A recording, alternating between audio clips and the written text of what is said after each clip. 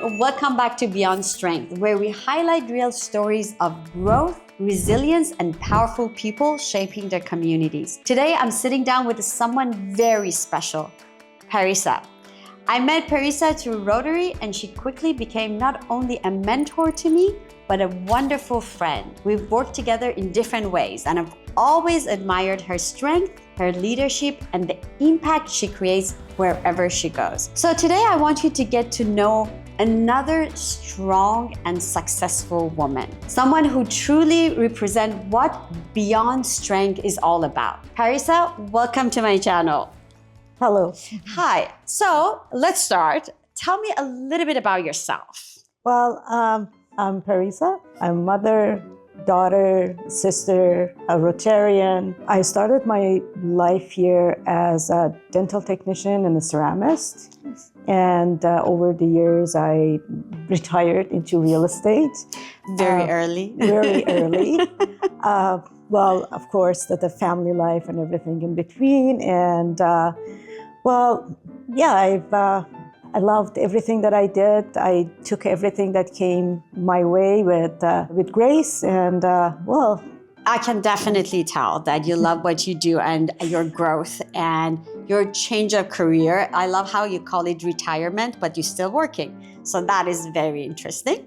So you originally built a successful business in dentistry. You even founded AAA Dental Aesthetic. What inspired you to transition from dental aesthetic to real estate? So when I moved to Canada, the first thing was go and look for a place. First for a rental and then for purchase. And then there was a time that I wanted to upgrade. And also when I was establishing my dental laboratory, I was looking for a commercial space for my studio. During all the time, I worked with a couple realtors, and I always thought that they have a very easy life. They are very nicely put together, they drive nice cars, they look good, they are relaxed, they have coffee in their hand and a laptop or whatever. And here is me as a customer coming from the lab in the jeans and running and dusty and with the dent around my eyes from working with the microscope. And I thought, well, that's a different in the business. And I kind of liked the way that they look and they live.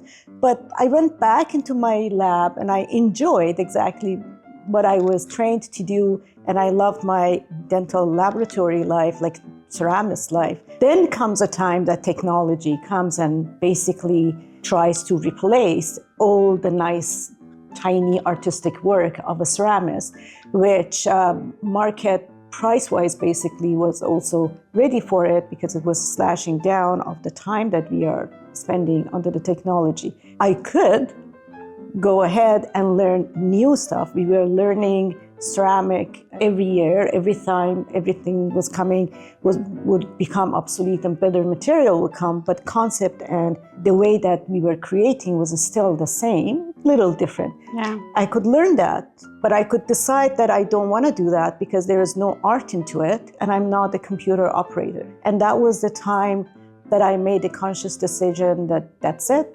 I'm going to close it, put the chapter behind me, cherish it, love it, but lock it, and then go ahead and do something else. So interesting. To me, when you were explaining this, two things came up. First of all was that how you rebuilt your life in a very different way, as you mentioned, from introvert to extrovert kind of life. The second one was that, you know how technology, like right now, AI is a big thing and getting the job and changing a lot of works. It's funny that you experienced that long time ago. And I think it was 11 years ago. That's true? Yes. Yes, kinda. So you've been real estate advisor for 11 years. And what is your key success? What is the key thing that make you very successful in this very competitive Vancouver market? Well, one major aspect that I always keep it in mind in my business is that to make sure that my client has all the information, because information is the key. And I see myself or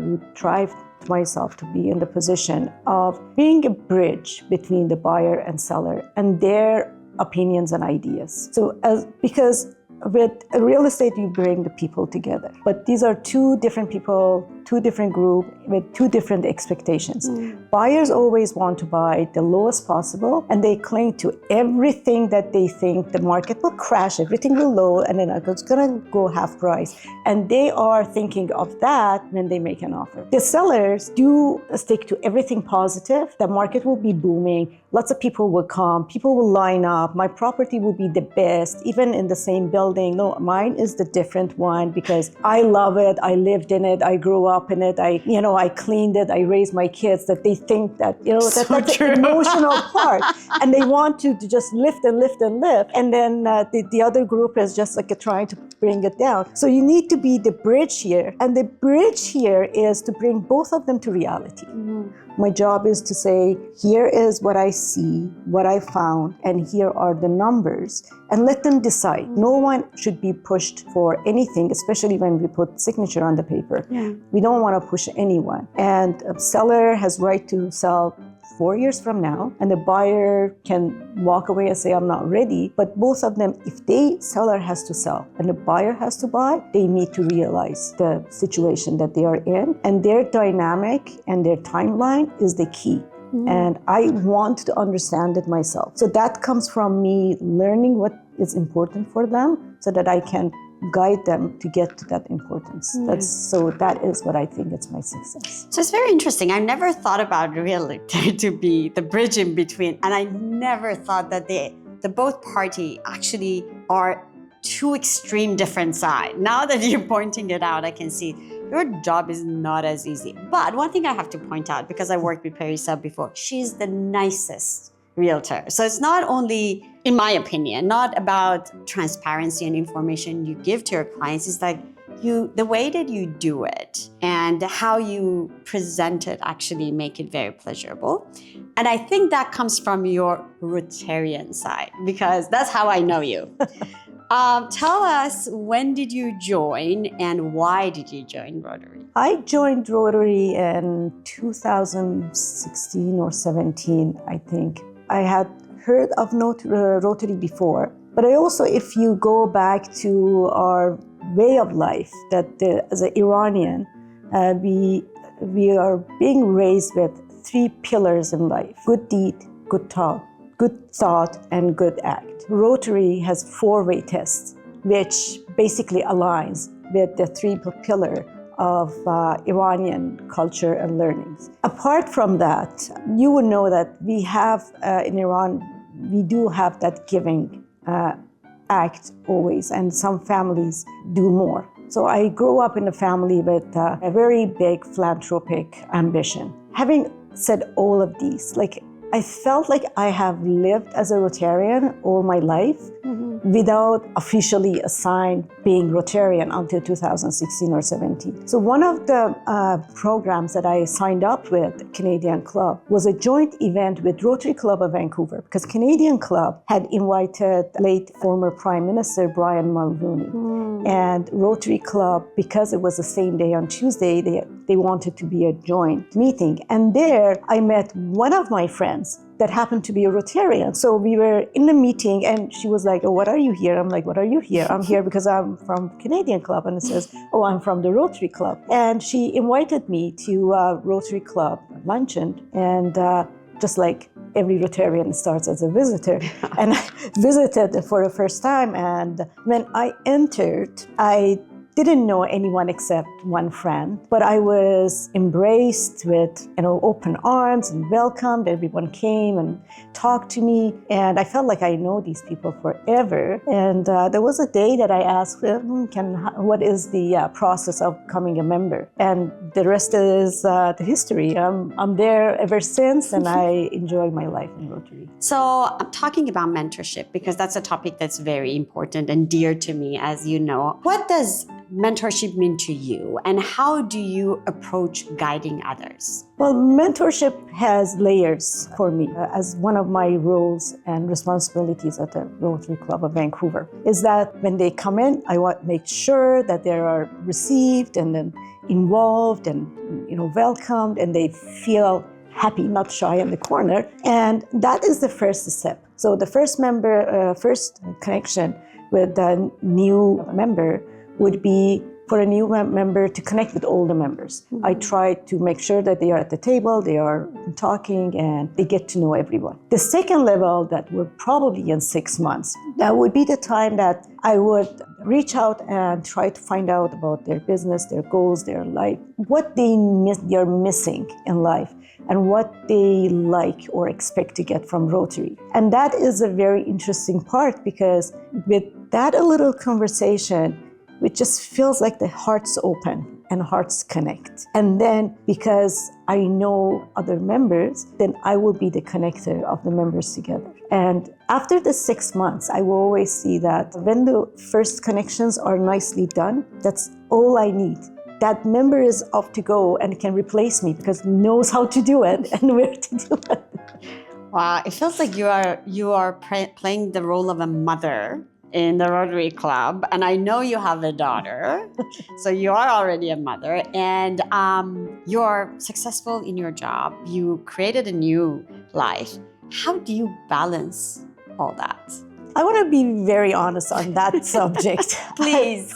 I've never felt a balanced life, and I always wanted to have a balanced life. I always ask everyone else that how you balance your life, especially the ones that they travel and everything else. And I'm like, in real life for me, in an earlier motherhood, man, every single day I check the boxes, what I needed to do, pack the lunchbox, take to school, pick up, go to different activities and extracurricular, and come back home and feed and dinner and go back to bed. And okay, I survived, balanced life. That's what I thought that's balanced life. But there was nothing for Parisa there.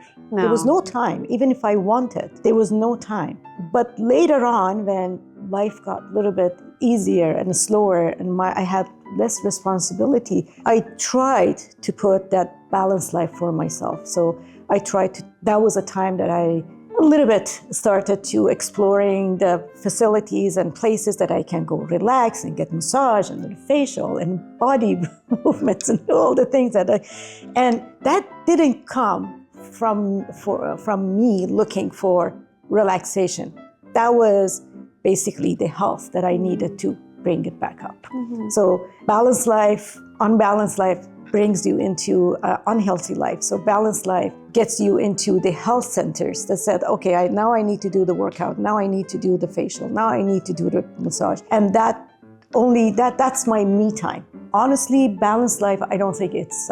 I think it doesn't exist. I think it's a myth. Yeah. And what shows on Instagram and a lot of social media is that there's women doing everything and look pretty at the end of the day. It's just for social media. Yeah. Like you and I know that we have to sacrifice sometimes. If you want to grow your business, sometimes you have to sacrifice spending time with your family and friends. And if you want to spend some time with family and friends, that means that you're sacrificing your business. So I feel like the word balance has been misrepresented for a long time to us. And that's why a lot of us are exhausted, and that's why we get unhealthy. Thank you, Parisa June, for sharing your story with us today, your growth, your heart, your journey from dentistry to real estate, from Iran to Canada, from entrepreneur to community leader. You're a reminder that strength isn't just about achievement. It's about service, resilience, and lifting others along the ways. Thank you for having me. It was a pleasure being with you here. Thank you so much. To everyone watching, I hope Parisa's story inspires you to keep growing, keep showing up for your community, and keep becoming strongest version of yourself inside out. If you enjoyed this conversation, don't forget to like, subscribe, and share it with someone who needs to hear it. And as always, thank you for being part of Beyond Strength. We'll see you in the next episode.